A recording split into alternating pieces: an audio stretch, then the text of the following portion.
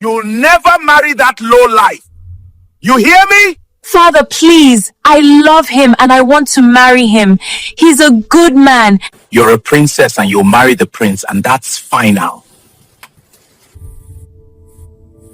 I don't love the prince and I want to marry him. I'm scared my father hates you. I won't stop until he lets us be together.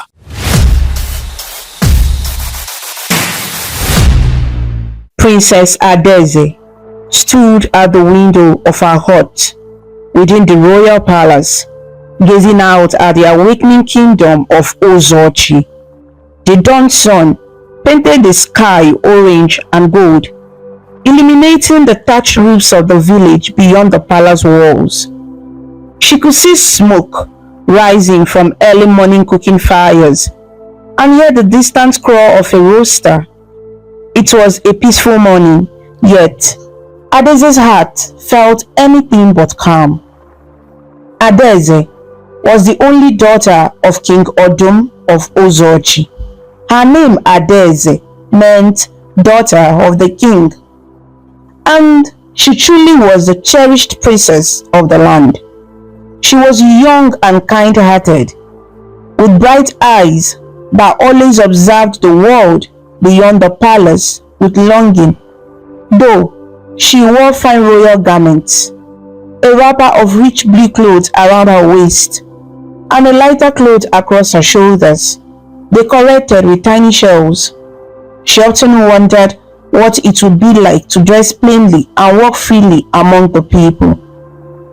That morning, Adeze's nurse and companion, an older woman named Chinyere, entered her chambers carrying a wooden tray. On the tray were Adeze's breakfast, boiled yam and sliced of roasted plantain with a little dish of spiced vegetable soup. There was also a wooden cup of warm palm wine, a sweet drink from the sap of the palm tree. It was a simple meal, but prepared with care for the princess. "Good morning, my princess," Chinyere greeted softly as she set the tray down on a low table. She bowed her head respectfully. Adeze smiled at her. Even though Adeze was royalty, she always treated her attendants kindly. "Good morning, Chinyere," Adeze replied, sitting on a woven mat by the table. "Thank you. This looks delicious." Adeze picked up a yam piece and ate slowly. Though her mind was elsewhere, Chinyere noticed the faraway look in the princess's eyes. "Today is the New Yam Festival, is it not?" Chinyere asked gently. In Ozochi, the New Yam Festival was one of the biggest celebrations of the year. It marked the time of harvest, when the first yams of the season were offered in thanks to the gods and ancestors. There will be feasting, dancing, and masquerades in the village square. Adeze would be expected to attend by her father's side, dressed in her finest attire, to present yams and greet the people. "Yes, it is," Adeze said. She tried to smile, but it wavered. "I should be happy. It is a day of joy for the kingdom." She set down the half-eaten piece of yam. "But I feel worried." Chinyere sat down beside her. She was not just a servant. She had cared for Adeze since the princess was a baby and loved her like her own child. "What troubles you, my princess?" she asked. Adeze hesitated. She trusted Chinyere, but the thoughts in her heart were secret and heavy. "Father has been talking about our neighboring kingdom again," she finally admitted quietly. "He says the peace between our kingdom and the kingdom of Obododike is fragile. You know how they have fought in the past. He wants to make sure the peace lasts by arranging a marriage for me." She spoke the last words in a near whisper. Chinyere's eyes widened slightly. "A marriage? With whom, my princess?" she asked, though she could guess the answer. Adeze sighed softly, fidgeting with the edge of her cloth. "With Prince Ifeanyi of Obododike, the son of their king," she replied. Father hasn't formally announced it yet, but I overheard him speaking with his council of elders. They plan to announce the betrothal soon, perhaps even during the festival today, when envoys from Obodudike are here. Adeze's voice trembled slightly. Chinere reached out and gently took Adeze's hand. Prince Ifeanyi, I see. An alliance through marriage to end the wars for good. The older woman's voice was calm, but her eyes were full of sympathy. He is said to be a fine young man, is he not? Perhaps. He may be fine, Adeze interrupted, her tone polite but firm. But I do not know him, and more importantly, I do not love him. Adeze looked down at her hand. Her heart pounded just saying those words aloud. Love. Chinere squeezed her hand gently, encouraging her to continue. My heart, it already belongs to someone else. Adeze's cheeks warmed as she confided this secret. Chinere gasped very softly in surprise. Someone else? Who, my princess? Who has caught your heart? She asked. Adeze bit her lip. She had told no one of this secret before. It's Obinna, she said at last in a whisper. The very name made her smile shyly. Obinna, the son of Dike. She paused, knowing this description would reveal much. Dike was a man who had once been a slave in King Odom's household long ago and was banished from the kingdom for reasons only the elders fully knew. Adeze had only had bits and pieces. That Dike had been accused of some wrongdoing and cast out, forced to live beyond the borders of Ozochi. Some said Dike was innocent and had been punished unfairly, but no one dared question the king's decision at the time. Chinere's eyes filled with worry now. She knew of Dike's story. His son? But how did you even meet Obinna, my princess? Has he been in the village? Adeze nodded and managed a small smile as she recanted softly. I met him by the old Udala tree, outside the palace walls, about a moon ago. I sometimes sneak out of the palace in a simple dress, to walk among the people and feel like an ordinary girl for a little while. Adeze's eyes lit up as she remembered. One evening, I slipped away with just a scarf over my hair. I walked to the outskirts of the market after sunset, when there were only a few villagers packing up their wares. I followed the path I hadn't taken before, one that led towards the forest and farms. That's when I saw a young man under the Udala tree, trying to knock down the ripe fruit with a long stick. Obinna, Chinere guessed with a gentle smile, hearing the fondness in Adeze's voice. Yes, Adeze giggled quietly. He was so focused on reaching the fruits that he didn't notice me at first. I watched him jump and swing the stick. There was a little goat next to him, bleating impatiently each time he missed. It was such a funny and sweet scene that I couldn't help but laugh. That startled him, and he turned around quickly. When he saw me, he blushed with embarrassment. He told me later he thought I was a forest spirit at first, coming out from the trees. Adeze smiled widely at the memory. I helped him gather some rocks, and together we managed to bring down several Udala fruits. He shared them with me. We sat under the tree, eating the sweet orange flesh of the fruit and talking until the moon rose high. Adeze paused, her eyes shining. I did not tell him I was the princess that night. I just said I was Ada. He showed me the path to safely return to the main road after it got dark. I couldn't stop thinking about him after that day. He was gentle and kind, and he spoke to me like I was just a friend, not someone apart. For the first time, I felt truly seen for who I am inside, not just as a princess in fine clothes. Oh, Adeze, Chinere whispered, sharing the girl's joy but also fearing for her. And you saw him again after that? Adeze nodded. Yes, we met many times since then, always in secret. Sometimes by the Odala tree, sometimes by the riverbank at dusk. I always dress simply as Ada. He calls me Ada and I call him Obi. He tells me stories about animals in the forest and mimics their sounds to cheer me up. He even carved a small wooden doll for me. He's very good with carving wood. He learned from his father. Chinyere listened, and she could see how happy Adeze was when speaking of Obinna. But she also knew the dangers. A prince from a rival kingdom was one thing. A king might accept such a marriage for peace, but a banished slave son, King Odun, would never allow his only daughter to marry so far beneath her station. It would be a great scandal, and worse, the king's fury would be immense. "My princess," Chinyere said carefully, worry etched on her face. "Your father, does he know of Obinna? Does anyone know?" Adeze quickly shook her head. "No, no one knows except you now. I have been so careful. I know father would never approve. He's so proud and stubborn. He talks always of alliances and honor. He expects me to do exactly as he says, especially if it concerns the kingdom.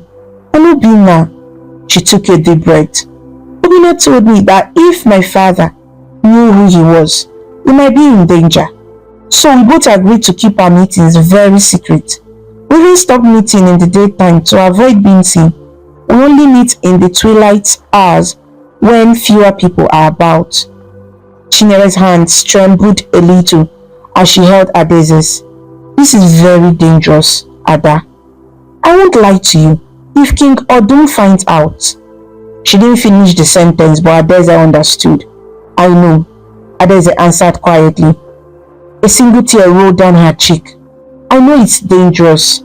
I know father would never allow it, but I love Obinna. Chinyere, I love him. I truly love him. And he loves me. We promised each other." She hesitated. "Promise each other what, child?" Chinyere prompted softly, wiping Adeze's tear with the edge of her headscarf. "We promised that one day we would find a way to be together," Adeze said, her voice both hopeful and afraid. "Even if everything is against us." She lifted her eyes to the morning sun outside. "But now, with this arranged marriage to Prince Ifeanyi, I feel like the walls are closing in. I don't know what to do. I feel like a bird in a cage that is growing smaller by the day." Chinyere sighed and placed a comforting arm around Adeze's shoulder. "Oh, my dear princess, this is such a heavy burden for a young heart. Perhaps you should talk to your father before it goes too far. Tell him you are not ready for marriage yet." "He won't listen," Adeze replied sadly. "Father is determined to secure peace with Obododike. He says our people have suffered enough wars. If a marriage will bind the two kingdoms, he won't take no for an answer, even from me. He would rather see the land burn than be disobeyed or dishonored." Chinyere felt a chill at those words. She knew King Odum's temper and pride. He was a good king in many ways, brave and protective of his kingdom, but he was also harsh and unyielding. "Then, you must be very careful, Adeze," she warned gently. "Today at the festival, the envoys from Obododike will be here. You will have to meet Prince Ifeanyi properly if the announcement is made. Your father will watch you like a hawk. You must guard your heart and your expressions. If anyone suspects that your heart is elsewhere..." "I understand," Adeze said, straightening and wiping her face. She knew Chinyere was right. Today would be difficult. She would have to smile and play the role of a dutiful daughter, even as her heart ached. "Thank you, Chinyere, for listening and understanding. I'm so glad I have to talk to you." She hugged the older woman, who hugged her back gently. "Always, my princess," Chinyere said kindly. "I will always be here for you." She stood up. "Now, let us prepare for the festival." You should wear your finest dress and beads. It will not do to appear sad before the people. Perhaps the gods will be kind and show a path through these troubles." Adaeze took a deep breath and nodded. "Yes, maybe the gods will show a sign," she whispered. In her heart, she silently prayed to the ancestors and to any gods who might be listening. "Please, help me find a way to follow my heart without bringing ruin to my people." Adaeze rose to get ready, determined to face the New Yam festival day with hope and courage, even as uncertainty fluttered in her chest like a trapped bird. By midday, the village of Uzochi was alive with celebration. Bright cloth banners fluttered from huts and stalls around the great village square. The air was filled with the cheerful sound of drums, flutes, and seed-filled rattles. Children ran about excitedly, and the aroma of roasting yam, spicy soup, and grilled fish drifted through the air, making everyone's mouth water. At the center of the square, under a large ancient Iroko tree, a raised platform had been built for the royal family and important guests. There sat King Odum himself on a wooden throne carved with the figure of a roaring lion. The king was a tall, imposing man with broad shoulders and a stern face. He wore a richly woven crimson robe, and around his neck hung heavy coral beads that glistened in the sun. A fine crown of beads sat upon his head, and eagle feathers jutted proudly from it, symbolizing his status and courage. Queen Nneka, Adaeze's mother, sat to his right, a graceful woman in a deep green wrapper with gold embroidery. Her wrist and neck were adorned with beads as well, and a light shawl covered her head modestly. Adaeze sat to her father's left on a smaller throne-like seat. She was dressed in a beautiful outfit chosen for the day, a flowing dress made of hand-woven fabric dyed bright blue and patterned with triangles. Over her shoulders, she wore a short cape of velvet. Around her forehead, she had a band of coral beads, and more coral bead necklace layered on her neck. Tiny brass bells were tied around her ankles so that they jingled when she moved. To the people below, she looked every bit the radiant princess. Adaeze smiled and waved gently to villagers who looked up and cheered at the sight of their beloved princess. Outwardly, she appeared composed and happy, but inside, her heart was racing as she scanned the crowd for a familiar face. Somewhere among the dancers, drummers, and spectators, Obinna might be there. Adaeze had no way of knowing if he could come. After all, as the son of a banished man, he was technically not allowed to live in Uzochi. But Obinna often slipped into the village quietly to trade or to see friends, and in the anonymity of a festival crowd, perhaps he could hide in plain sight. Adaeze hoped desperately to catch a glimpse of him. She yearned to share a smile, however brief, to give her strength. King Odum raised a hand, and the drumming quieted. The festival was about to formally begin. An elder from the king's council brought forth a large woven basket filled with the finest yams harvested that season. As tradition dictated, the king would offer the first yam to the gods and ancestors in gratitude for a good harvest, and then he and his family would test the new yam, symbolizing the blessing over the food for everyone. A hush fell as King Odum stood. In a strong voice, he spoke the traditional words of thanks. "We thank the great God in the sky and Allah, the earth goddess, for blessing our land with fertile soil and good rains. We honor our ancestors whose spirits watch over our great kingdom of Uzochi. May this new yam bring prosperity and strength to our people, and may peace reign in our time." Adaeze and Queen Nneka also stood respectfully as he spoke. The king then took one large yam tuber from the basket, raised it up for all to see, and handed it to the elder. The elder skillfully cut the yam into pieces and roasted it quietly over a small ceremonial fire. He offered the first slice back to the king on a wooden platter. King Odum lifted the slice of roasted yam to his lips and ate it. The crowd erupted into cheers and clapping. The harvest was officially blessed. The king smiled a rare broad smile and nodded. He then offered slices to Queen Nneka and to Adaeze. Adaeze took her piece and ate it, the warm, earthy taste of yam filling her mouth. She too smiled and raised her hands in acknowledgement of the cheering villagers. Let the festival begin, King Odum declared. The drummers immediately struck up a lively beat on their talking drums and the big log drum. Dancers in colorful attire flooded the open space, moving in rhythm. Adaeze clapped along politely, trying to enjoy the moment. The women dancers wore bright wrappers with beads at their waists and clattered as they danced. The men performed energetic wrestling demonstrations in the far corner of the square, showing off feats of strength to impress the crowd. Laughter and excitement filled the air. After some performances, it was time for the masquerades, one of the most anticipated parts of the festival. Several masqueraders emerged, wearing elaborate costumes and masks. One wore a fearsome wooden mask with horns, painted in black and white, representing a powerful forest spirit. He leaped and spun to the drums, entertaining and also slightly scaring the children who shrieked in delight and fear.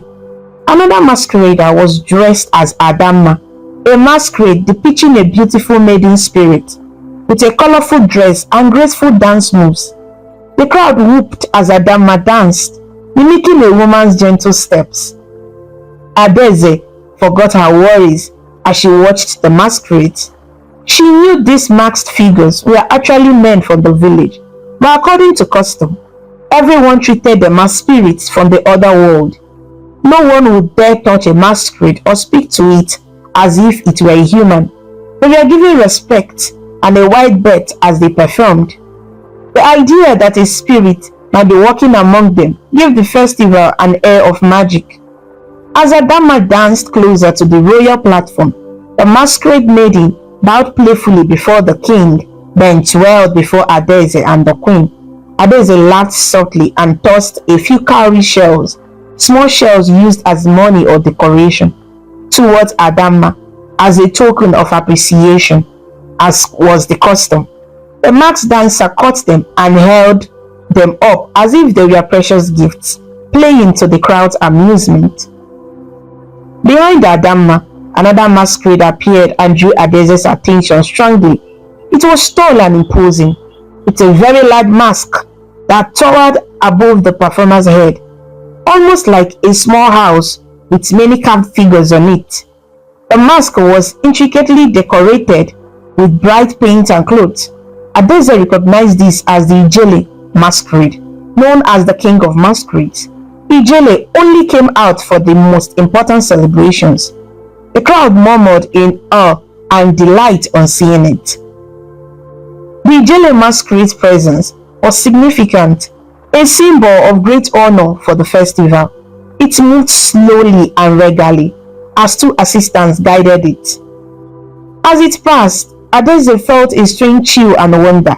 The Ijele embodied the spirit of many ancestors together, people said, and it symbolized the unity and strength of the community. She watched intently. At one point, the Ijele turned its massive face towards the royal platform and paused. The eye holes of the mask seemed to stare right at Adaeze. She couldn't see the performer's eyes, of course, but for a moment, she felt as if something beyond the performer, perhaps an ancestor spirit, truly saw into her heart. It was a brief mystical moment, and Adaeze caught her breath. Just then, she thought she heard a whisper, a deep voice echoing within her mind saying, "Follow your heart, daughter of the king." Adaeze started, and glanced around. No one else seemed to react. The festival noise was loud, and it was likely her mind playing tricks on her. Still, the words made her heart thump. Could it have been an ancestral spirit speaking through the masquerade, or was it her own hope speaking? She did not know. She turned to her mother, Queen Nneka, who had also been watching the Ijele. The queen caught Adeze's eye and smiled gently, reaching over to squeeze her daughter's hand. Adeze wondered if her mother somehow sensed her inner turmoil. Queen Nneka was a wise and soft-spoken woman, often a calming balance to King Odum's fearing nature. But even she might not be able to help if the king was set on his plans. As the masquerade moved on, there came a new event. King Odum motioned, and a royal herald stepped forward on the platform. The drums grew quiet again, and the villagers hushed one another, sensing something important was about to be said. The herald, an elderly woman with a loud, clear voice, announced, "People of Ozochi, we have guests from the kingdom of Obododike among us today." A polite but tense murmur spread through the crowd. Everyone knew Obododike had long been both rival and occasional ally. The relationship was complicated. As we celebrate our harvest, we also celebrate peace in our time. May I present Prince Ifeanyi of Obododike, who has come with his entourage to join our festival. Adeze felt her stomach twist as she saw a group of visitors being led to the platform. At their head was a young man, perhaps a few years older than her. Prince Ifeanyi was dressed richly in a red and black traditional tunic decorated with a pattern of lion heads. He wore a red cap with a shiny feather, a sign of nobility. He had a polite smile on his face, though he looked a bit stiff, perhaps unsure of his welcome. Behind him came a couple of Obododike elders and guards. King Odum stood to greet them. "Welcome, Prince Ifeanyi," he said in a strong voice that carried across the square. "Welcome, friends from Obododike. Today, we set aside old quarrels and celebrate what we hope will be lasting friendship between our peoples." Prince Ifeanyi bowed respectfully. "Thank you, King Odum. My father, King Obiora of Obododike, sent his warm greetings and gifts of kola nuts and palm wine to honor this festival." At this time, one of his attendants held up a carved wooden bowl containing fresh kola nuts, another sign of respect and goodwill. Igbo custom, presenting kola nuts is a gesture of hospitality and alliance. King Odum smiled and accepted the offering. The kola nuts would later be broken and shared among the elders of both kingdoms as a ritual of welcome. For now, the formalities continued. Adeze realized with a sinking feeling that this moment might be when her father announces her betrothal to Ifeanyi. Sure enough, King Odum raised a hand for silence again and spoke. "Today is not only a day of harvest and celebration, but also a day of new beginnings for our kingdoms. As King of Ozochi, I wish to share joyful news with you all." He gestured for Adeze to rise and stand beside him. Adeze's legs felt weak, but she stood and stepped forward. The crowd watched curiously. Many did not yet know what would be said. "It is my honor," King Odum proclaimed, "to announce the betrothal of my daughter, Princess Adeze of Ozochi, to Prince Ifeanyi of Obododike." Gasps and cheers and murmurs rippled through the crowd at this announcement. Adeze managed a strange smile as all eyes turned to her. Prince Ifeanyi stepped forward and bowed to her. She returned the bow with a nod of her head, trying to maintain grace even as her heart thundered in her chest. She dared not to look too upset or refuse in front of the people. From somewhere in the crowd, a sudden disturbance arose. It was subtle at first. One of the drummers missed a beat, and some people in the crowd shifted, or gasped as if something was going on in their midst. Adeze, from her raised position, scanned the crowd worriedly. She saw two palace guards pushing through a section of the crowd near the front. They seemed to be dragging someone out towards the open space. Adeze's pulse quickened in fear. Had someone caused a scene in reaction to the announcement? The guards emerged into the open, holding a young man by his arms. The man struggled, his head bent down. Adeze recognized with horror the simple lining shirt, the familiar coils of dark hair. It was Obinna. What is the meaning of this? King Odom demanded sharply, his smile vanishing. The music had stopped entirely now. All the villagers watched, and so did the Obododike visitors, confusion on their faces.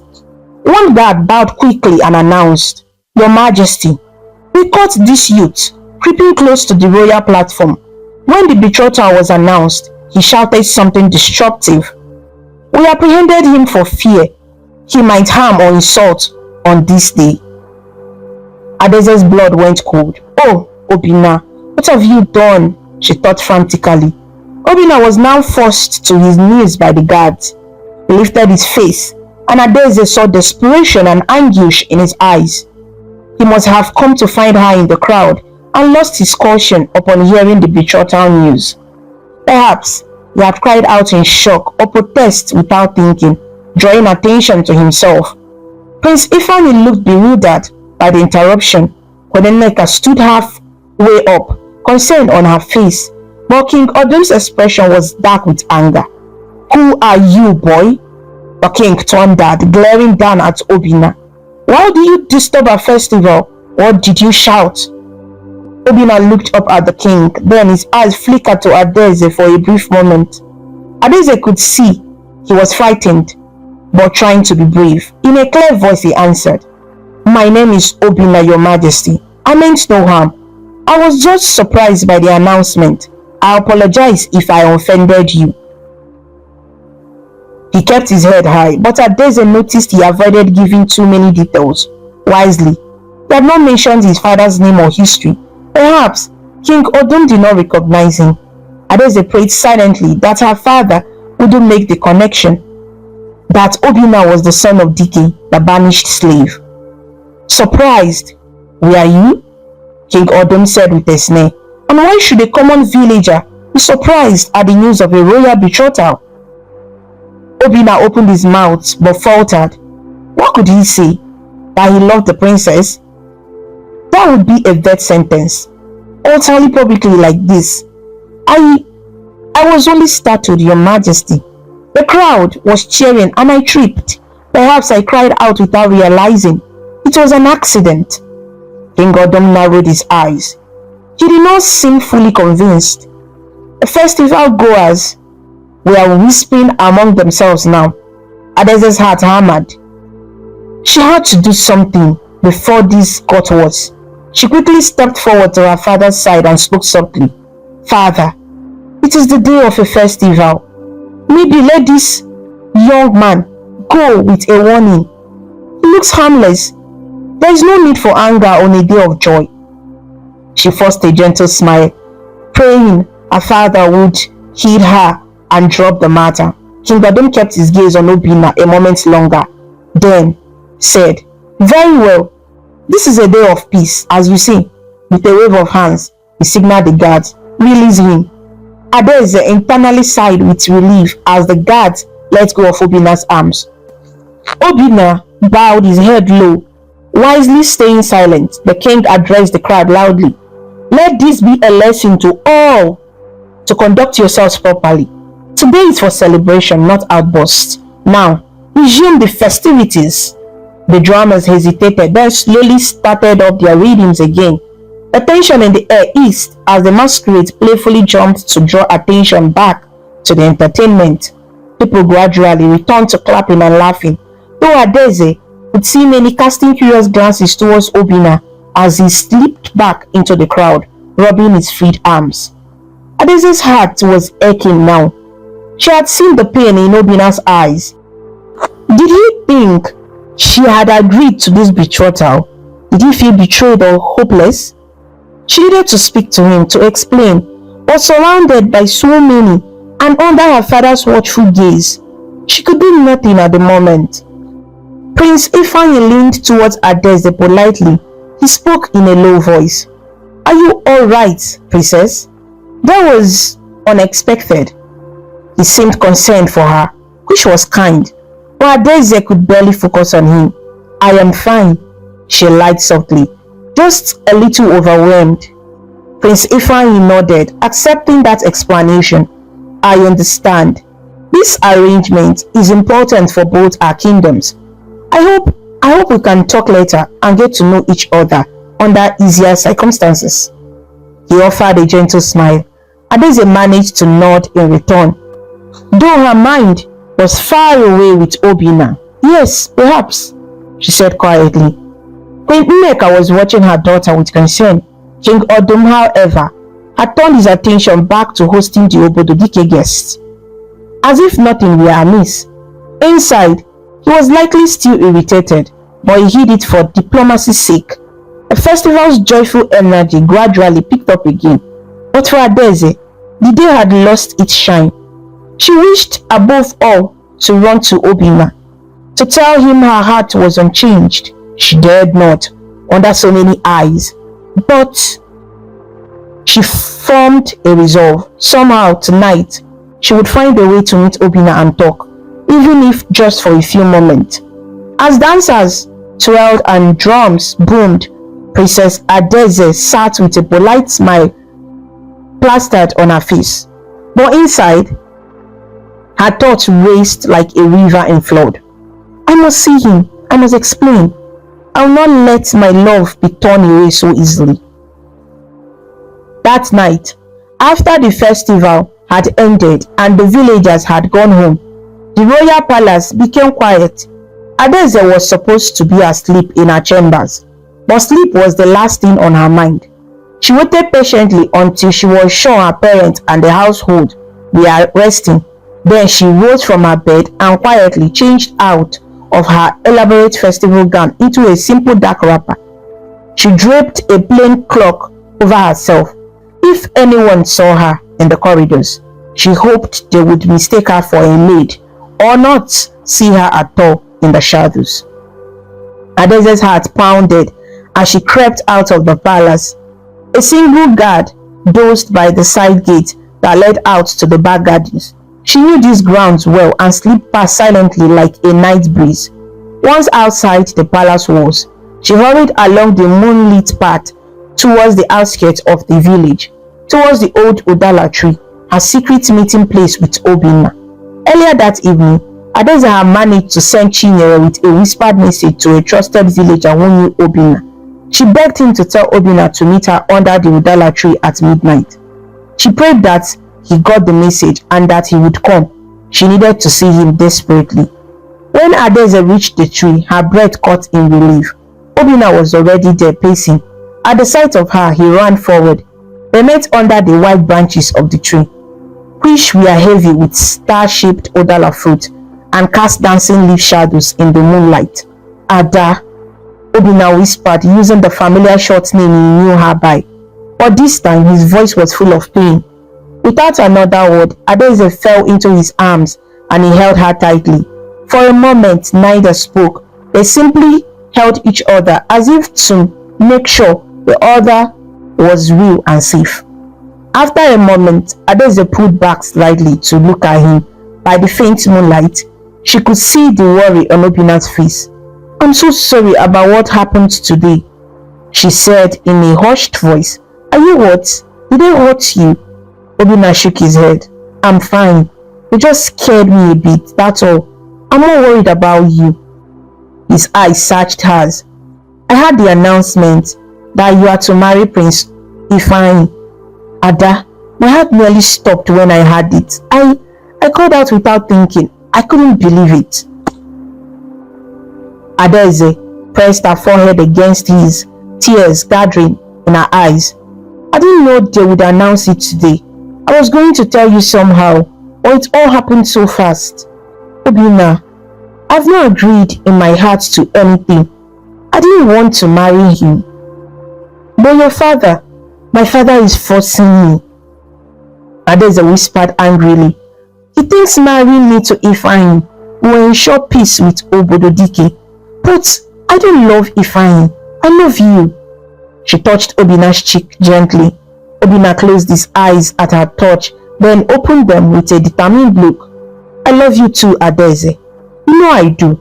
But what are we going to do? Your father will never allow us to be together. And now with this betrothal, if you refuse it, it could cause a war. Adeze bit her lip. I know. It feels like an impossible situation. She glanced up at the sky, where a few clouds drifted across the half moon. If I run away, the peace treaty might fail and war could come. If I stay and obey, I lose you and my own happiness. Maybe you should run away, Obina said quietly but firmly.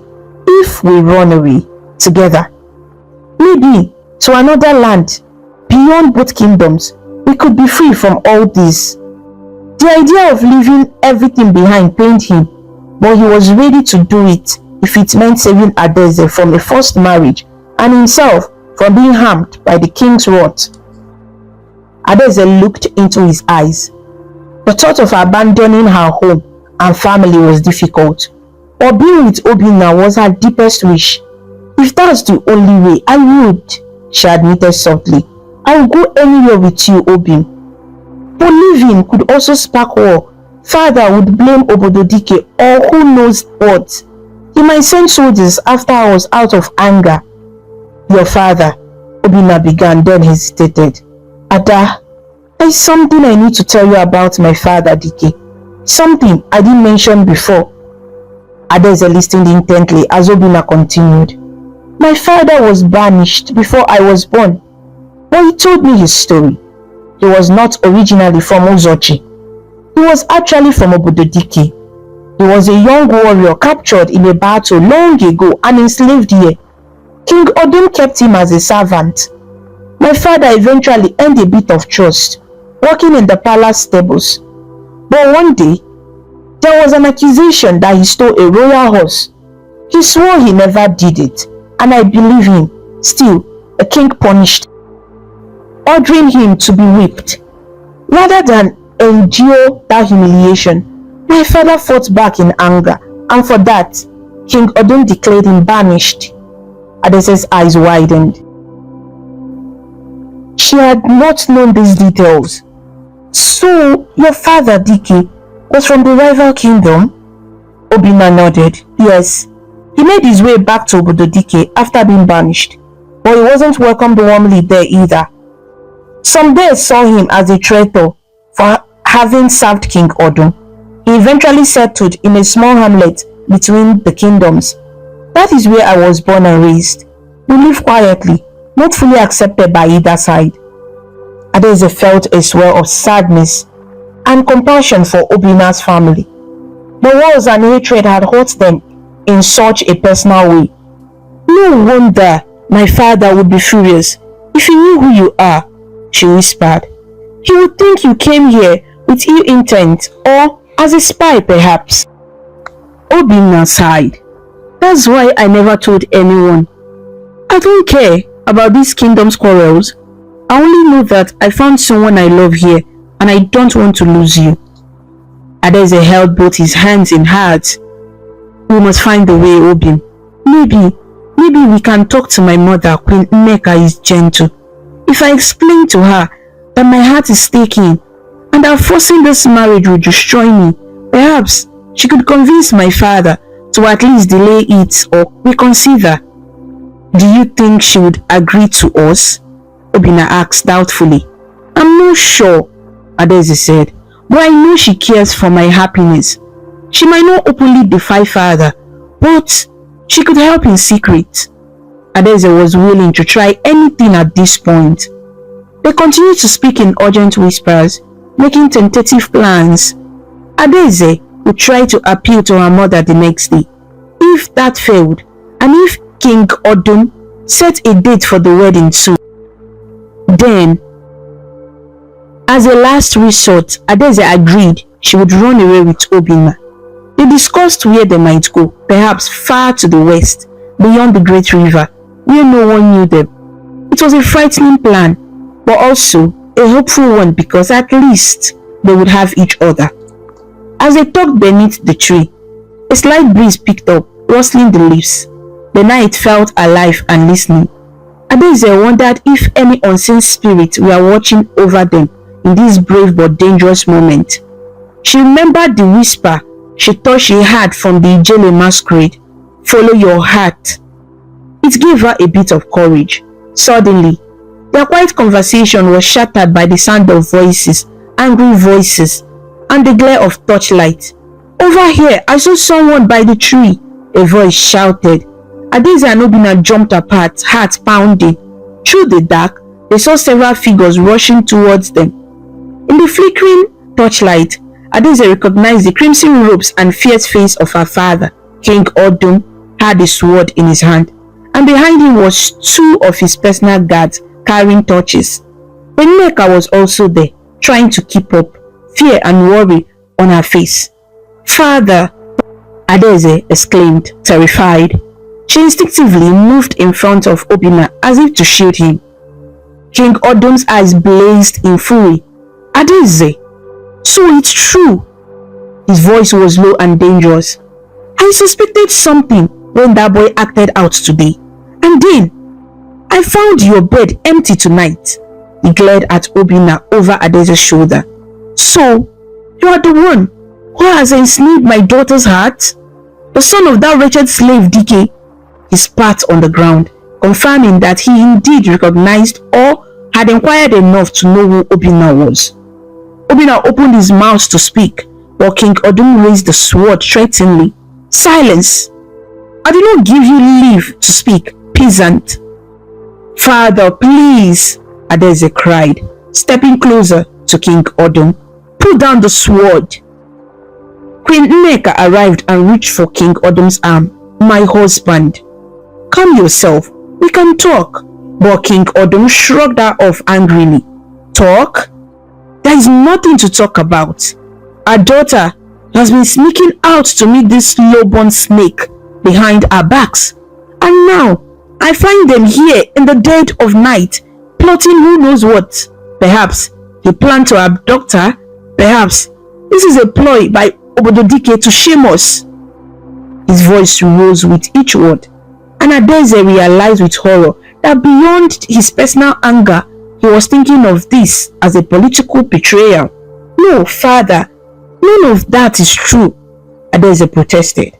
She reached out and gently but firmly pushed the sword in his hand downward, away from pointing at Obinna.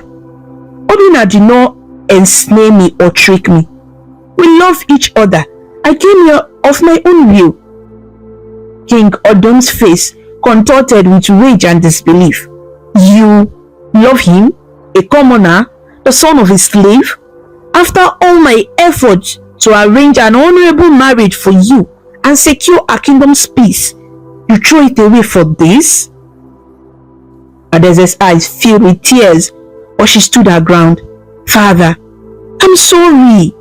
I never wanted to hurt our kingdom, but I cannot help what my heart feels. Obinna is a good man, kind and brave. He loves me truly. Isn't that worth something?" "What of duty, Adaeze?" the king roared.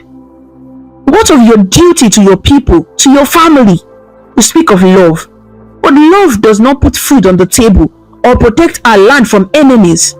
This foolishness of yours could ruin the alliance and bring war. Do you understand?" He stepped forward, towering over Adaeze. Queen Nneka hovered at his back, her hands wringing, unsure how to calm him. Adaeze trembled, but held her arms out to keep her father back from Obinna. If war comes from my refusal to marry Prince Ifeanyi, that blame is not on Obinna or me. It is on those who would choose hatred over understanding. Father, please. You always taught me that the gods guide our fate. What if the gods brought Obinna and me together for a reason? Perhaps our union could bring a different kind of peace. King Odum barked a bitter laugh. cutting her off. You dare suggest the god's favor when you are disobeying me? The gods would never smile on a princess degrading herself with a nobody. His face was red with anger in the torchlight. I will not allow it. I would rather burn this whole land than see our royal blood mixed with such low birth. Those words fell like a curse in the night air. Adeze felt them like a blow. Obinna behind her lowered his head in hurt at the king's cruel statement. When Nneka gasped softly, "My husband, do not say such things." But King Odum would not be suited. He snapped at his guards. "Seize that wretch." The two guards advanced and roughly grabbed Obinna by the arms again. Adeze cried out, trying to hold onto him, but one guard pulled her away gently, not wanting to hurt the princess. Obinna did not resist this time. He locked eyes with Adeze, silently pleading for her to stay safe. "Father, no, please, father."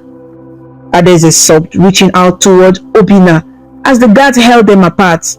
"Don't hurt him." King Odum pointed his sword at Obinna's chest.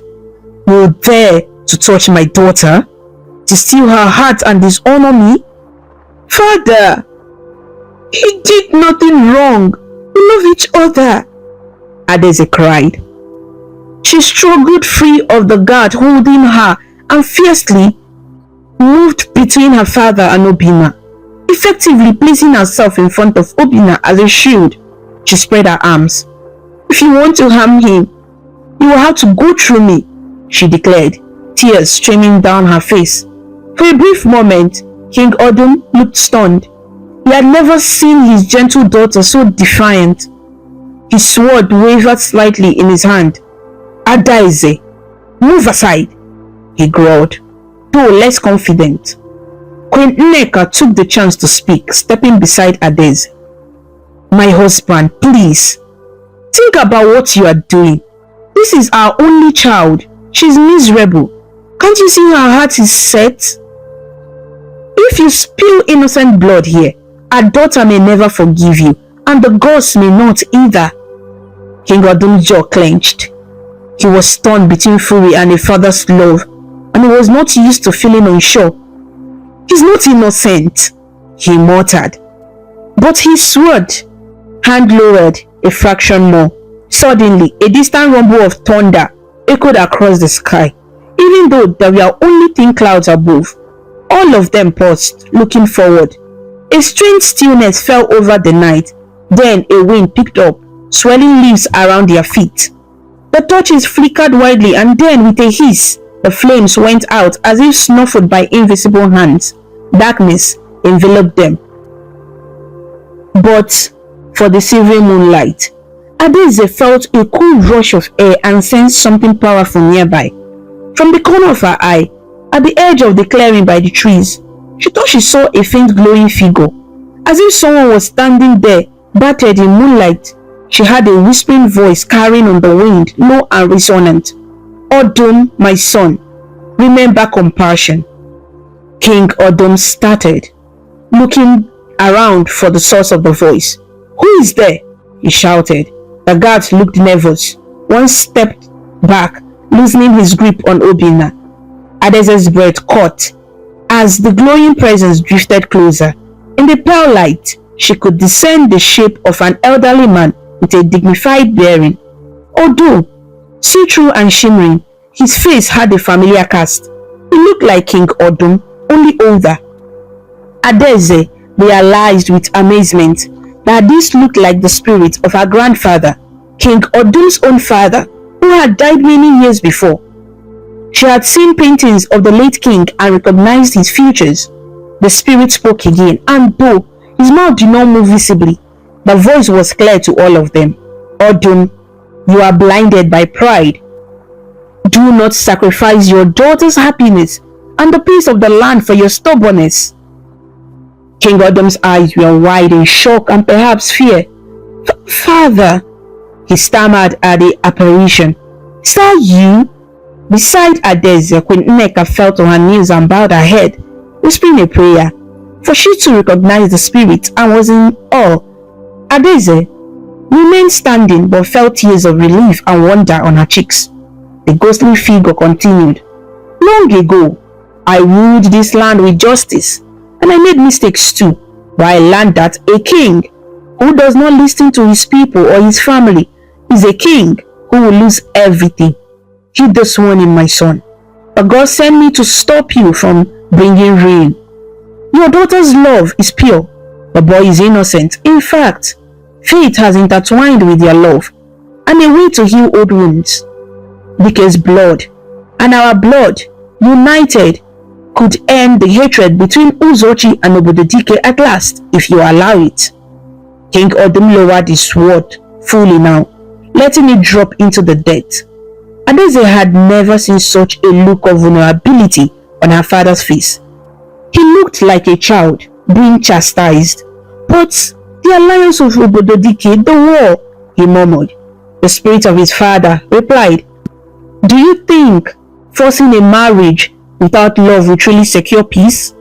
Peace built on hurt and lies will crumble, but a peace born of understanding, forgiveness, and true loyalty will endure.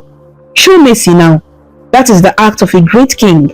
With that, the glowing figure slowly faded, the light dissipating into the night breeze. The leaves stopped rustling, and silence fell except for the distant crickets chirping.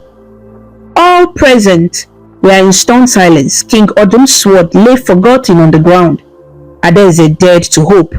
She gently stepped forward to her father and softly said, "Father, please, I beg you, listen to grandfather's spirit. I love Obinna, he loves me. We never meant any harm. If you punish or kill him, I'll be heartbroken forever, and that sorrow will haunt this kingdom. But if you allow us to be together, we can find a way to keep peace. We will both work to make sure our people never suffer from war again. I swear it." Obinna, finally released completely by the guards, who were now trembling for what they witnessed, walked up and knelt in front of King Odum. "Your Majesty," he said, his voice respectful but passionate, "I have nothing to offer but my devotion. I am not of noble birth, but I promise I'll protect and cherish your daughter with my life. I do not seek to dishonor you or your kingdom. I only seek her happiness and mine. If our marriage could somehow bring an end to old grudges, I would devote myself to that cause as well." Queen Nneka added in a gentle voice, "My husband, fate is speaking. Our ancestors are guiding us. Let us not fight it. Our daughter lives only once. Let her live with love in her life." She placed a hand on his shoulder. King Odum was breathing hard, his mind clearly racing. He looked at Adaeze, her face full of hope and fear, at Obinna leaning honestly, at his wife's pleading eyes. The anger and certainty in his face slowly gave way to pain and then exhaustion. He seemed to age years in that moment. As the weight of what he almost did fell on him, finally, with a great sigh, he closed his eyes and nodded slightly. "Stand up, boy," he said to Obinna, not unkindly. Obinna rose to his feet, keeping his head bowed. The king looked at Adaeze, tears glistening in his own eyes now. "My daughter, Adaeze, I have been harsh. I thought I was doing what was best for our kingdom. I still fear what may come, but..." He paused, swallowing hard. "But I cannot ignore what I just saw and heard. The ancestors would not have intervened if this were not important." He let out a raged breath. Perhaps I have been wrong." Adaeze felt a surge of cautious joy. "Father, does that mean..." She dared not finish the question. King Odum seated his pride as he wielded a sword. In a weary voice, he said, "I will not harm Obinna, and I will consider what to do about this betrothal. I would rather find another way to keep peace than to lose my daughter forever." Adaeze let out a cry of relief and threw her arms around her father. "Oh, father, thank you, thank you." King Odum gently embraced her back, a tear rolling down his cheek as he realized how close he came to losing her trust and love. Obinna stepped closer and bowed deeply. "Thank you, Your Majesty. You will not regret showing mercy." King Odum eyed him with a stern but softer expression. "You realize, boy, that this will not be simple. There are consequences I must manage. The king of Obododike will need to be informed and appeased for a broken betrothal. But I will handle that." He straightened up, some of his authoritative air returning. "For now, we'll keep this matter private until I speak with my council in the morning. You, Obinna, will stay in the guest hut under guard for your own protection as much as anything else, so no one harms you. And Adeze, you'll return to the palace with your mother. We will talk more at dawn." Adeze nodded eagerly, her eyes still shining with tears, but now of happiness. Queen Nneka came and put an arm around her, smiling gently through her own tears. "One last thing," King Odum said, placing a hand on Obinna's shoulder briefly. "Your father, Dike, if he lives, I will consider pardoning him formally. What happened in the past, perhaps I was too quick to judge them as well." Obinna's eyes widened. "He's alive, Your Majesty, though aging. To hear of a pardon, it would mend his heart. Thank you." King Odum simply nodded. There was much healing to be done. Turning, he picked up his sword from the ground and then silently led the way back towards the palace, his guards flanking Obinna gently this time, not as captors but almost as escorts. Adeze walked beside her mother, holding Obinna's hand discreetly for a moment in the darkness, sharing a glance full of gratitude and love.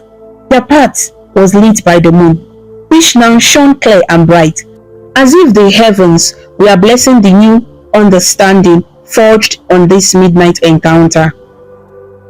A few weeks later, the kingdom of Uzochi witnessed a celebration unlike any other. Word had spread carefully among the people. The planned marriage between Princess Adeze and Prince Ifeanyi of Obododike had been respectfully cancelled by mutual agreement. There will be no war. King Odum had sent generous gifts and envoys to Obododike, explaining that Adeze's heart belonged elsewhere, and surprisingly, the response had been understanding.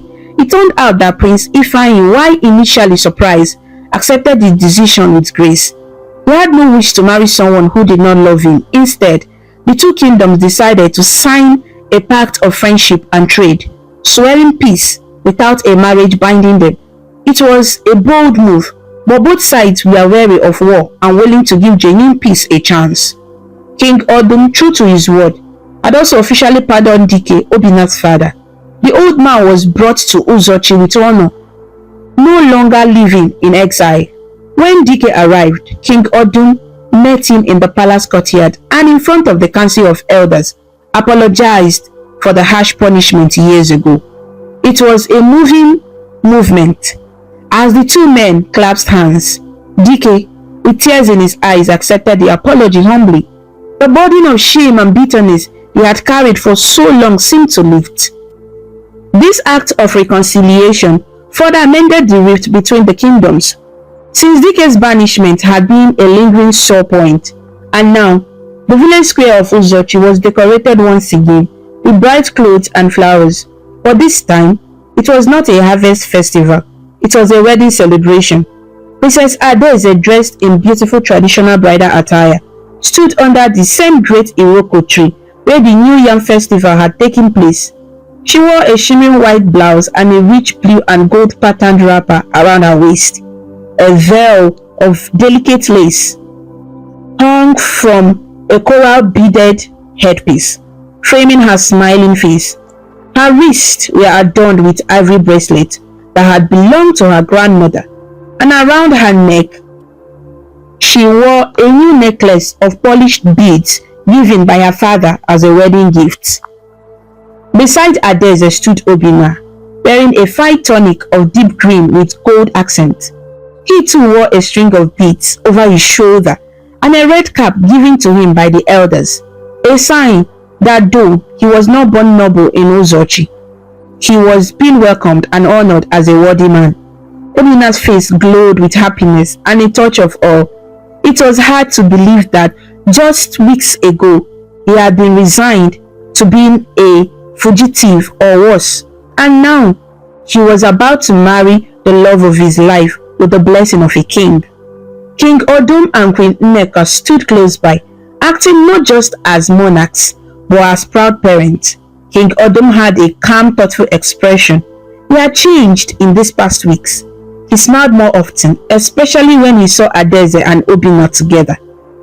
He was clear to all that he loved his daughter dearly and had come to accept her choice. Queen Nneka was radiant with joy, busy overseeing the final preparations and making sure everything was perfect. The wedding followed both Uzochi and Obododike's customs to symbolize unity. Elders from Obododike had also come, including Prince Ifeanyi himself, who stood respectfully among the guests, smiling with genuine goodwill. In one part of the ceremony, Adaeze carried a wooden cup of palm wine across to Obinna as per tradition. Her hands trembled slightly with excitement as she offered the cup to him. This was a symbolic act in Igbo custom, where the bride identifies her groom among the crowd and gives him wine to drink, showing she accepts him. Obinna took the cup with a warm smile and drank from it, sealing their union in the eyes of all present. The crowd of family and villagers cheered. After vows were exchanged, the elders gave their blessings. Dike placed his hand on his son's shoulder proudly. Chinyere, standing near Adaeze, wiped happy tears from her eyes. Even some of the guards who had once dragged Obinna now congratulated him heartily. It felt as though two worlds were coming together, the royal and the common, Uzochi and Obododike, in harmony. When the officiating elder declared Adaeze and Obinna officially married, a great cheer went up. Musicians began to play joyful music. Dancers, including masquerades like Adama in her colorful attire, performed in celebration, swirling around the newlywed couple. Adaeze laughed in delight as Obinna joined in a dance, his steps lively and free. As the celebration continued, King Odum raised his staff for attention briefly. In a clear voice, he addressed the people. Today, we witness not just the marriage of two young ones in love, but the marriage of different parts of our society. We are all one people, whether high or low, from this village or another land. Let this day mark a new dawn of peace and unity for Uzochi and our neighbors. May the ancestors bless Adaeze and Obinna, and bless all of us with understanding and goodwill. The villagers clapped and shouted in agreement. Adaeze felt tears of joy on her cheeks. She reached out and held her father's hand for a moment. "Thank you, father," she whispered, and he squeezed her hand gently in reply, his eyes warm. Under the fading afternoon sun, Adaeze and Obinna walked together through the crowd, receiving congratulations and gifts. Children danced around them, and elders uttered prayers for their prosperity and many children of their own someday. At one point, Obinna pointed towards a certain old udala tree visible just beyond the square. "Look," he murmured to Adaeze. There, in the branches, sat a large white dove. The bird called softly and then flew upwards into the sky together with another dove that appeared. Adaeze smiled, taking it as another gentle sign, perhaps the spirits of their ancestors sharing in their joy. As evening approached, lanterns were lit, and the festivities carried on under the starry sky. Adaeze rested her head on Obinna's shoulder as they watched a circle of dancers. She felt contentment and hope swelling in her chest. They had overcome so many obstacles. Their love had not only survived, but also helped bring about healing between two kingdoms. "This truly is a new dawn," Obinna said softly to her, echoing King Odum's words. Adaeze nodded. "And we will face it together," she replied. Their fingers intertwined, and they gazed at each other with love. Around them, the celebration of unity and peace continued long into the night, marking the start of a hopeful future for the kingdom of Uzochi and all who lived there. This story teaches us that true love sees beyond social status. and that judging people by their background can destroy happiness and peace. It shows that pride and stubbornness, especially in leadership, can lead to destruction. But humility and listening, especially to the wisdom of elders and ancestors, can bring healing.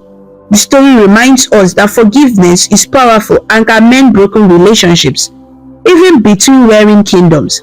Adese's courage to speak up for what she believed in, and King Odum's eventual willingness to let go of his anger, prove that standing for truth and choosing love over pride can change the course of a people's future. Most importantly, it teaches that real peace is not built through force or fear, but through understanding, compassion, and the bravery to do what is right, even when the whole world stands against you. Thank you so much for watching this amazing story about Princess Adeze and Obinna on African Stories by V. If you liked it and felt inspired with their journey, please show your support by clicking the like button, sharing with your friends, and leaving a comment below. To see more interesting stories and learn about different cultures, subscribe to African Stories by V, and do not forget to ring the notification bell so you never miss a new story. Your support means a lot and helps us bring more stories to you. Until we meet again, stay connected, stay inspired, and keep smiling.